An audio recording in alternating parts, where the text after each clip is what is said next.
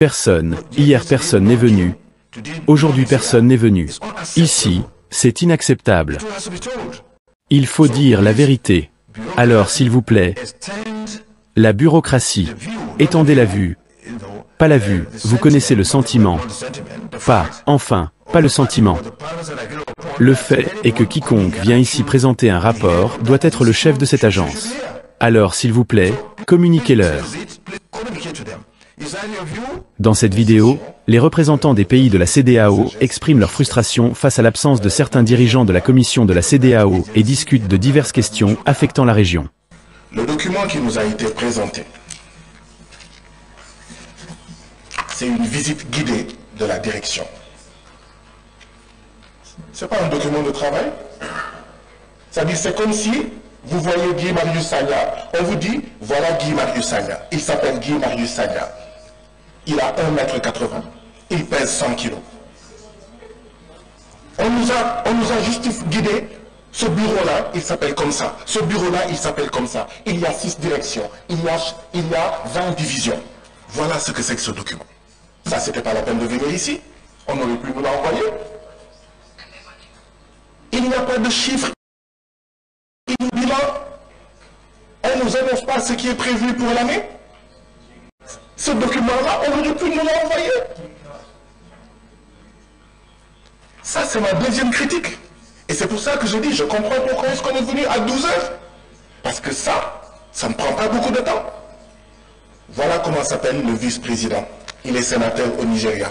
Il a tel âge. Il a porté un boubou, un très beau boubou marron. C'est ça qu'il y a ici. Mais rien d'autre. Je voudrais poser des questions précises. Est-il vrai, le président de la commission a dit ici avant-hier, enfin la semaine passée, qu'il a décaissé de l'argent pour la climatisation du siège du Parlement de la CEDEAO. Et ce jour-là, aucun membre, aucun député, aucun membre du bureau n'a rien dit. Et il a dit que ça fait longtemps qu'il l'a fait. Où est passé l'argent? Si on ne nous dit pas où est passé l'argent, si on ne règle pas où est passé l'argent, si on ne discute pas ici d'où est passé l'argent, mais le président de la commission va dire, mais vous les gens du Parlement là, vous vous moquez de moi, mais entre vous, vous n'êtes même pas sérieux? Où est passé cet argent-là de la climatisation de notre siège? Deuxièmement, est-il vrai qu'il y a des surfacturations sur le carburant du groupe électrogène du siège du Parlement de la CEDEAO? Troisièmement ou quatrièmement, est-il vrai qu'il y a des surfacturations sur les billets d'avion des députés de la CEDEAO et autres? Je veux des réponses précises pour que nous sachions clairement ce qui se passe. Nous ne pouvons pas être les peuples les plus pauvres du monde. Et si c'est vrai, on surfacture le carburant, on surfacture les billets d'avion, etc. Qu'il y ait des gens qui vivent sur le dos de la communauté et des prélèvements communautaires. Monsieur le Président, je sais que oui, tout le monde aime l'argent. Mais Monsieur le Président, si on termine une réunion le jeudi, on ne doit pas payer le vendredi ou le samedi. J'ai honte de le dire, hein? Mais nous, on termine des réunions le mardi, on est payé mercredi, on est payé jeudi, on est payé vendredi. Ça, c'est de notre faute, nous parlementaires, mais l'administration également a une part de responsabilité.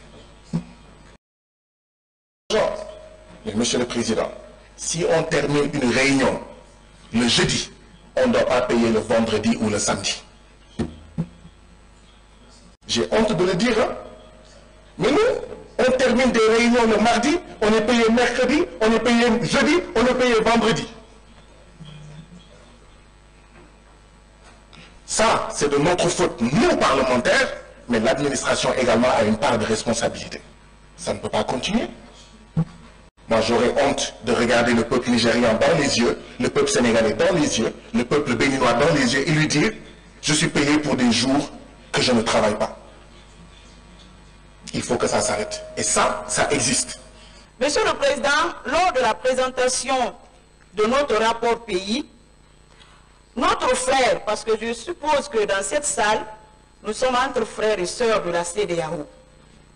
Donc notre frère, l'honorable du Sénégal, Guy Marcus Sagna, a évoqué des cas de mort lors des manifestations que la Guinée a enregistrées, accusant les autorités guinéennes de rester insensibles à ces cas de mort. Je voudrais dire à mon frère, l'honorable Guy Sagna, que les autorités de la transition, depuis leur arrivée, se sont inscrites dans le respect des libertés fondamentaux des droits de l'homme. C'est pourquoi des enquêtes ont été ouvertes pour situer les responsabilités et punir les auteurs de ces actes. Ce qui est une première, Monsieur le Président, dans notre pays. Il y a même un gendarme qui a été condamné à 10 ans de prison à cause du décès d'un jeune qui a été abattu lors d'une manifestation. Donc je pense, Monsieur le Président, que les autorités de la transition méritent d'être félicitées pour ces actes. On ne doit pas transformer ce Parlement en un champ de bataille pour faire des réquisitoires contre les États de nos différents pays.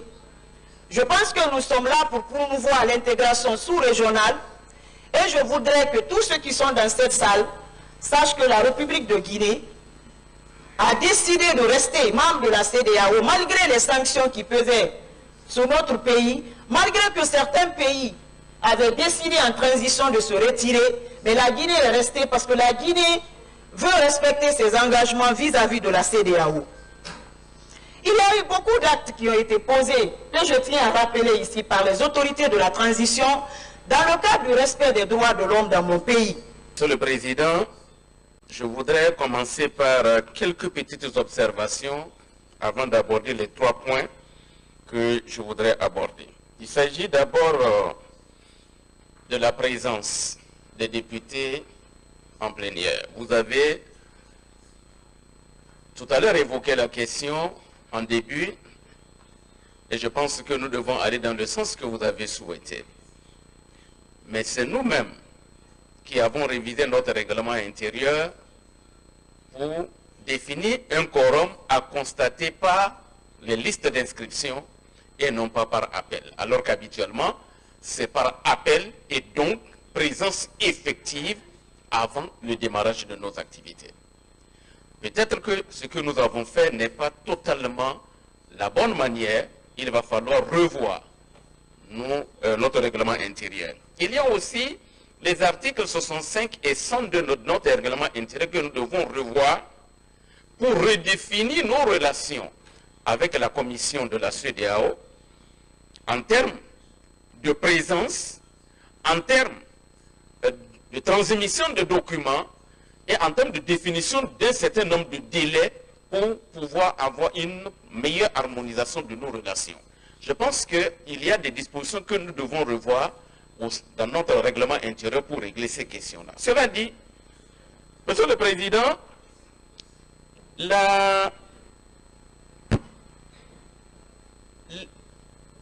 les commissaires, pas le commissaire, disons, l'intervenant tout à l'heure a évoqué des problèmes de sensibilisation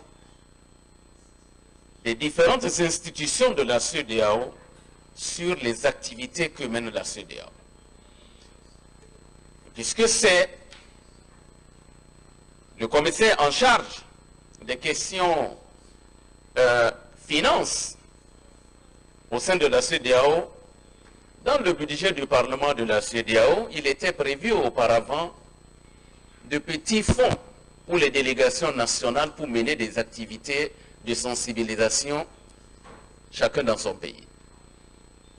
C'était une modique somme d'à peine $10 000 par an. Mais depuis 2, 3 ans ou 4 ans, cela ne se donne plus.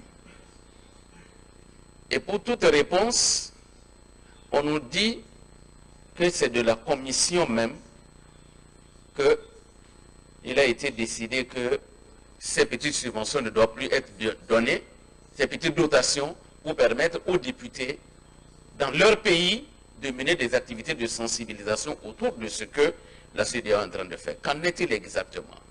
Nous voudrions jouer notre partition Mais est-ce que c'est des règles bureaucratiques qui empêchent cela? Ou bien y a-t-il des raisons valables pour que cela ne se fasse plus? Je souhaiterais que vous nous donniez des réponses à la question. Le deuxième point concerne le personnel, le recrutement. Vous nous avez présenté un état en termes de budget consacré par exemple au personnel, donc les fonctionnaires de la CEDEAO. J'appelle maintenant le représentant de la Commission à répondre aux commentaires et interventions qui ont été proposés par les parlementaires. Les délais très souvent qui sont liés à cela, et le contrat a été signé, le prestataire a livré les équipements et ils sont en phase d'installation et de test. Et je pense, Monsieur le Président, Mesdames, Messieurs les députés, qu'à votre prochaine session en décembre, vous aurez un système fonctionnel au niveau du Parlement de la CEDEAO. En ce qui concerne les questions de surfacturation, je voudrais encore remercier l'honorable député du Parlement de la CEDEAO sur cette question, mais je voudrais surtout rassurer qu'au niveau des institutions de la CEDEAO, il y a d'abord un mécanisme de contrôle. Vous avez le bureau de l'auditeur général, vous avez des audits qui sont faits de manière régulière pour s'assurer justement que ce que nous mettons en place ou ce que nous payons correspond exactement à la réalité du marché. Je ne veux pas aller sur une question de surfacturation par rapport même aux questions liées au carburant du siège de la CEDEAO. Monsieur le Président, est-ce que les travailleurs des différentes institutions de la CEDEAO ont le droit syndical? Le droit syndical, ce n'est pas une obligation. Vous êtes libre d'appartenir à un syndicat ou pas. C'est vrai, je suis député. On peut dire non, les députés, ce n'est pas leur problème de s'occuper des intérêts matériels et moraux des travailleurs. Mais l'intégration que nous prônons, vouloir le bonheur pour nos peuples, ça commence d'abord pour le peuple qui est là, et qui sans eux, on n'est pas là. Est-ce qu'ils ont le droit syndical? Est-ce que leurs droits syndicaux sont protégés? S'ils refusent, c'est leur affaire. Mais est-ce qu'au moins on leur reconnaît le droit syndical ici? À la page 65 du rapport. Je termine là-dessus, j'ai terminé. Monsieur le Président, j'ai terminé. À la page 65 du rapport, c'est les ressources humaines, direction des ressources humaines. Défi, effectif insuffisant, nécessité de mettre à niveau le service, faible budget, etc. Tous ces points-là, ça demande de l'argent. Mais nous n'avons aucune idée ici du nombre de fonctionnaires qu'emploie la CEDEAO aujourd'hui, toutes institutions confondues. Combien sont-ils ces fonctionnaires de la CEDEAO? Quelle est la répartition par pays de ces fonctionnaires de la CEDEAO? Vous nous avez parlé d'insuffisance de personnel. Une insuffisance, c'est toujours par rapport à un existant. Mais nous ne connaissons même pas l'existant. Et vous nous dites, il y a 478 postes vacants et cette année, 262 sont ouverts. C'est un peu ésotérique pour nous. Est-ce que vous pouvez donner plus de précision? En tout cas, je vais prendre le cas du Bénin. J'ai essayé de voir les différents postes de directeur. Dieu sait qu'il y en a une bonne centaine, sinon plus, à la CEDEAO. Je constate qu'il n'y a pas un seul directeur de nationalité béninoise désormais au sein de l'administration de la CEDEAO. Sur quelle base alors les répartitions se font? Sur quelle base les recrutements se font? J'ai comme l'impression qu'un certain nombre de pays tendent à se patrimonialiser la CEDEAO et à en exclure d'autres. Ou bien qu'est-ce qui se passe? On a besoin de transparence parce que c'est votre commissariat ou votre département, j'allais dire, qui s'occupe de ces questions de recrutement. Dites-nous, quelles sont les règles? Qu'est-ce qui explique ce déséquilibre entre les États? Monsieur le Président, je voudrais finir par la question de la construction des infrastructures, puisque aujourd'hui c'est une séance interactive normalement sur les programmes, disons, de votre département. Et j'ai suivi dans votre présentation qu'il était prévu un dépôt humanitaire à Bamako, au Mali, et que les travaux ont été arrêtés. Au cours de l'année 2024, semble-t-il, rien n'a été fait. Je voudrais savoir, est-ce parce que le Mali a annoncé son départ de la CEDEAO qui n'est pas encore acté, qu'on a arrêté la réalisation de ce projet, ou bien y a-t-il d'autres raisons que politiques par rapport donc à ceci-là? Car je pense que nous devons faire extrêmement attention. Respectons nos propres règles pour mieux nous positionner le moment venu dans un certain nombre de débats. Je vous remercie. Il y a eu beaucoup d'actes, comme je l'ai rappelé, notamment la réouverture des frontières terrestres qui étaient fermées avec certains pays voisins. Il y a eu la levée des barrages internes pour assurer la mobilité des citoyens. Il y a eu des activistes de la société civile, des leaders politiques qui étaient en prison, qui ont été libérés par les autorités. Aujourd'hui, il y a le procès du 28 septembre qui est en cours dans notre pays, où plus de 157 Guinéens ont été tués. Les autorités de la transition, c'est des actes qu'il faut encourager et saluer. Monsieur le Président, les manifestations se passent dans tous les pays. Monsieur le Président, les manifestations se passent dans tous les pays. Et le Sénégal ne fait pas exception. Monsieur le Président, je rappelle qu'avant l'élection présidentielle au Sénégal, il y a eu beaucoup de manifestations qui ont été violemment réprimées. On parle même de plus de 60 morts. L'opposition sénégalaise a été persécutée. La justice manipulée à des fins politiques. Il y a eu des défenseurs des droits de l'homme, des journalistes qui ont été emprisonnés. Même le président actuel, c'est de la prison, il est devenu président de la République. Donc, M. Guy était où pour dénoncer tous ces actes? Il y a eu beaucoup de choses. Et même l'Assemblée nationale du Sénégal a voté une loi d'amnistie contre les personnes qui sont des présumés auteurs de ces grippes. M. Ly est membre de ce Parlement. Pourquoi il n'a pas dénoncé ces actes? Donc nous sommes contre les propos qui ont été tenus dans cette salle et qui portent atteinte aujourd'hui aux autorités de notre transition et qui sapent les acquis de la démocratie. Je voudrais, Monsieur le Président, rappeler par rapport aux questions qui ont été posées par rapport au retour à l'ordre constitutionnel. Monsieur le Président, les autorités de mon pays font de leur mieux pour un retour serein à l'ordre constitutionnel.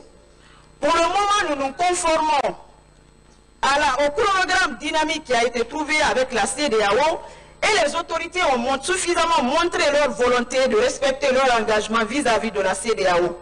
La preuve, je l'ai rappelé, nous avons décidé de rester membres de la CEDEAO. Monsieur le Président, pour finir, Mesdames, Messieurs les députés, il faut noter que nous avons observé tout au long de l'année 2021, 2022, 2023 une fluctuation importante au niveau des prix sur le marché local. Ce qui fait que les coûts ont flambé par rapport à nos besoins et vous vous retrouvez dans des situations où le coût du carburant a augmenté de 50 voire de 100%, ce qui fait que ça se répercute immédiatement sur les différentes factures qui nous sont envoyées. Mais je voudrais rassurer qu'il y a un mécanisme de contrôle qui est en place, un système de contrôle, aussi bien au niveau de l'audit externe qu'au niveau du bureau de l'auditeur général, pour s'assurer que nos achats correspondent quand même à une réalité du marché local.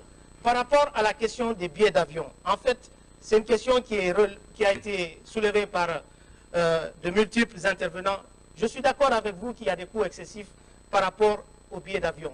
Mais cela découle de différents aspects d'abord. Le premier problème, c'est l'absence de planification. Nous avons du retard dans la commande de nos billets d'avion. Et ça, c'est une situation qui est valable au niveau de toutes les institutions. Quand vous commandez un billet d'avion 2 jours ou 3 jours avant le démarrage de la réunion, bien entendu, vous serez facturé au prix fort. Ça, c'est un premier aspect. Le deuxième aspect, c'est l'absence de coordination. Nous avons engagé au niveau de la Commission, par exemple, des négociations avec les compagnies aériennes. sur la base du volume de transactions que nous apportons. Nous sommes quand même une institution avec un nombre important de personnel, de voyages qui se font, et nous avons essayé de négocier avec des compagnies aériennes de la place pour essayer de voir comment réduire justement ces coûts. Et je pense que c'est quelque chose que nous devons faire au niveau de toutes les institutions de manière mutualisée pour coordonner et pouvoir négocier des prix qui sont vraiment compétitifs par rapport à la réalité du marché. Mais cela passe également par une très bonne planification. Nous avons effectué un voyage d'études il y a quelque temps au niveau de la Banque africaine de développement et on s'est rendu compte qu'un mécanisme a été mis en place justement parce qu'ils avaient également ces questions en souffrance où toute mission, vous devez faire votre demande 2 semaines ou au moins avant cette mission pour permettre justement de régler toutes ces questions de logistique, de faire la commande nécessaire et ne pas attendre 2-3 jours avant de faire une demande, faire valider cette demande et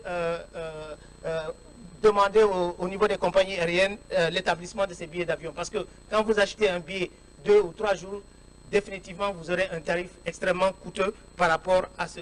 Et dans ce sens, le management de la CEDEAO a établi des directives pour justement encourager ou amener toutes les directions, tous les départements à faire des planifications trimestrielles de leur activité et de permettre justement à l'administration, au département des services internes de faire des économies substantielles en commandant en avance ces billets d'avion pour essayer de voir comment réduire ces différents coûts parce que c'est un souci majeur au niveau de toutes les institutions. Nous vivons la même situation. Mais je suis d'accord qu'il y a un effort important à faire à ce niveau pour vraiment réorganiser tout ce mécanisme et éviter des coûts excessifs. Cela, bien entendu, va aller avec des discussions avec toutes les agences, toutes les compagnies aériennes pour négocier sur la base du volume de transactions que nous apportons au niveau de ces compagnies aériennes.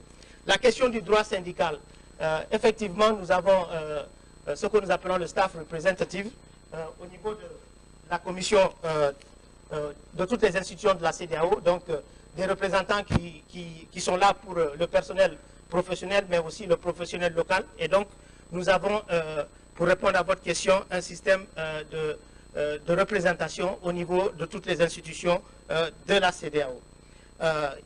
Concernant votre commentaire sur la page 65 du rapport qui concerne les ressources humaines, comme je l'ai dit, nous avons ce souci de réaliser des économies substantielles vu la rareté des ressources, vu les difficultés de trésorerie que nous avons.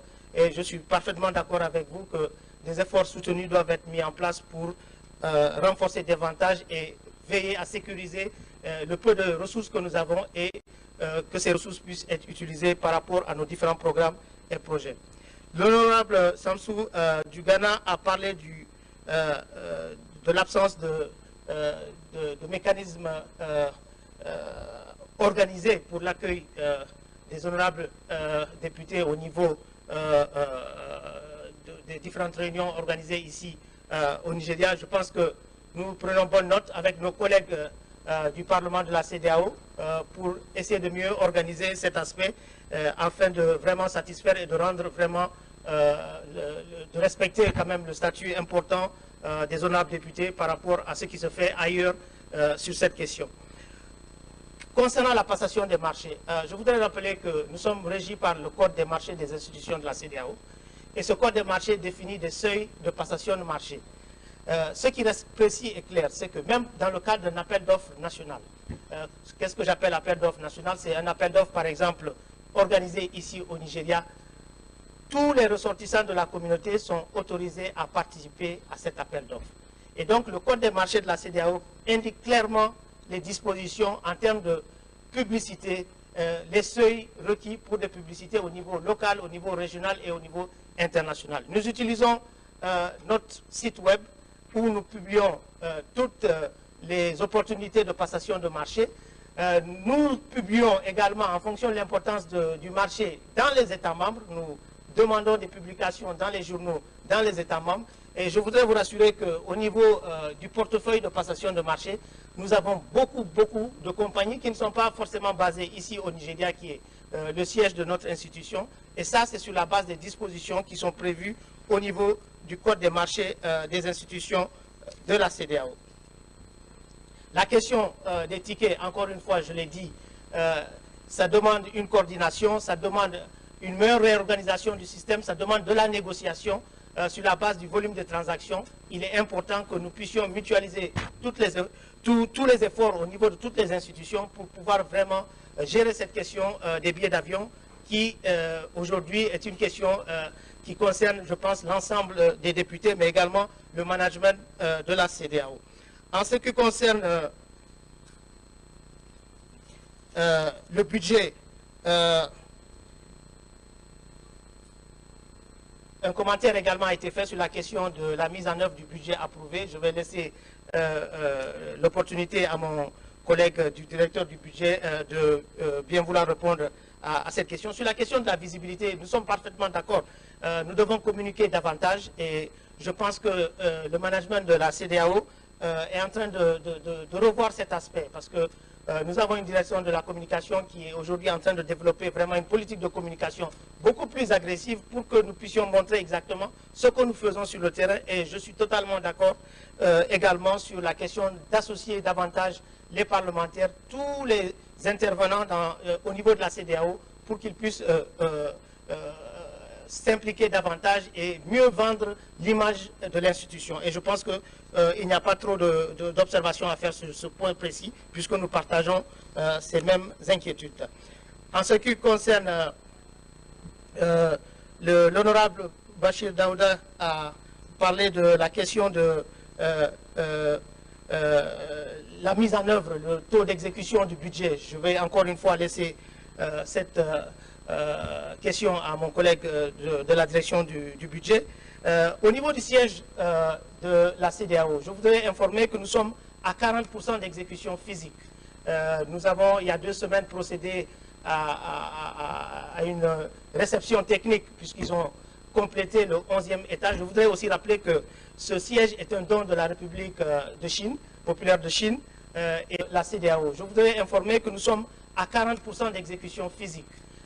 Nous avons, il y a 2 semaines, procédé à une réception technique puisqu'ils ont complété le 11e étage. Je voudrais aussi rappeler que ce siège est un don de la République de Chine, populaire de Chine, et donc nous sommes en train de travailler avec les autorités fédérales du Nigeria pour essayer vraiment d'avancer sur l'état d'exécution physique. Nous sommes à 40% et les perspectives, les projections que nous avons avec nos partenaires chinois, c'est qu'en janvier-février, normalement, nous serons dans les dispositions de compléter ce projet, qui est un projet important. J'en profite pour répondre également à la question où est-ce qu'on en est avec le Parlement de la CEDEAO. Je l'avais dit dans ma présentation, le site est supposé recevoir le Parlement de la CEDEAO, la Cour de justice et la Commission de la CEDEAO. Et je voudrais informer cette auguste assemblée que, avec le soutien du gouvernement de la République fédérale du Nigeria, nous sommes en train de travailler pour boucler, je pense que le processus de passation de marché a été complété, pour vraiment que l'entreprise puisse démarrer rapidement le volet Cour de justice et surtout le volet Parlement de la CEDEAO. Donc c'est cette information que je peux donner à cet instant et je pense que d'autres voix beaucoup plus autorisées pourront donner davantage d'informations. Sur la question des postes vacants au niveau de la division conférence et des besoins importants en ressources humaines, mon collègue de la direction des ressources humaines reviendra sur ce point et fera le commentaire nécessaire. Nous prenons bonne note des observations faites par l'honorable Madame Conté de la République de Guinée. Et sur la question de la visibilité, nous sommes parfaitement d'accord. Et comme je l'ai dit, des efforts soutenus sont prévus au niveau des institutions de la CEDEAO pour communiquer davantage sur l'institution en elle-même et les différents programmes et projets réalisés.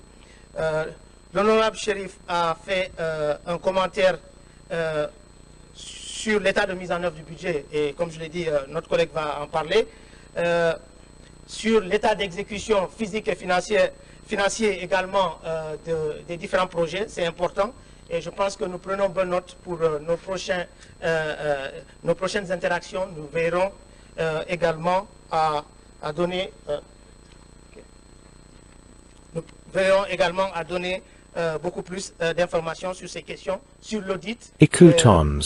Si vous aimez les vidéos que je produis sur cette chaîne, prenez un peu de temps pour liker et abonnez-vous à la chaîne.